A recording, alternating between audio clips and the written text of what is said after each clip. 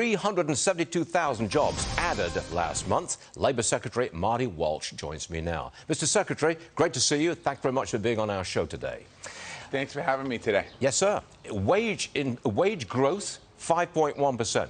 Inflation, 8%. So, Mr. Secretary, workers are still losing ground. Well, you know, we're not denying that we have work to do on inflation, clearly in the United States and in the globe. But, you know, when I look at this report, I look at some of the positives here, that the private sector employment is back to pre-pandemic level. We're seeing manufacturing back to pre-pandemic level. We saw good growth in childcare workers this month, first time in quite some time. Warehousing, we've seen some growth. So on the positive side, before I go to the other side, we're seeing some really positive signs here with people going back to work. And the wage growth, the largest gains we've seen in wage growth have been historically lower wage workers. On the inflation side, clearly we know we still have work to do. Those numbers, I think new numbers will come out next week. We'll see what we've been able to do there. The president is making some moves here to bring inflationary pressures down, but yet we still are living within a pandemic time, and we still have what's going on, the situation in Ukraine with Putin's war in Ukraine, which is still driving prices up all across the globe.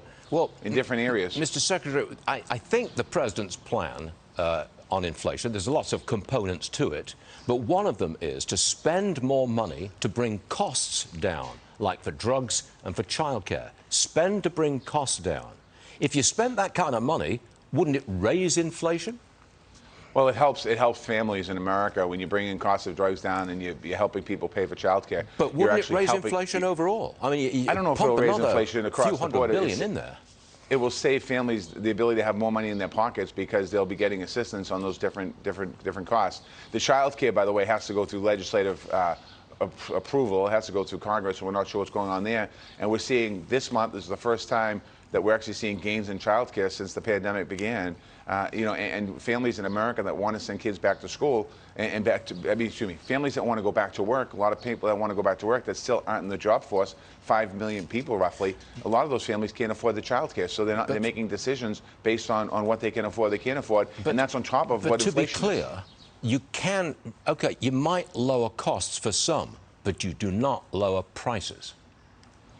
No, you don't. And quite honestly, if the president doesn't address child care and Congress doesn't address child care, those prices are going to continue to spiral upwards, and we're going to have bigger issues with job shortages and more help wanted signs in windows in America. I mean, when they talk about the job report today, one of the areas that is coming back, but it's coming back that is not anywhere near where we were pre-pandemic, is retail and restaurant and hospitality. Those industries are hurting. You can see it when you go into eat at restaurants. Restaurants are hurting because they don't have the people there. Quite honestly, a lot of those folks that are working in those industries have children, and they don't have a place for their kids to go. So, I mean, I think that, you know, you can't make a decision based on, I don't think, and this is Marty Walsh speaking, I wouldn't make an elected official a decision based on what's going to add to inflation if you're going to help the American worker and help the American family, and that's what the president is quite honestly is doing. Okay, let's wrap it up with that.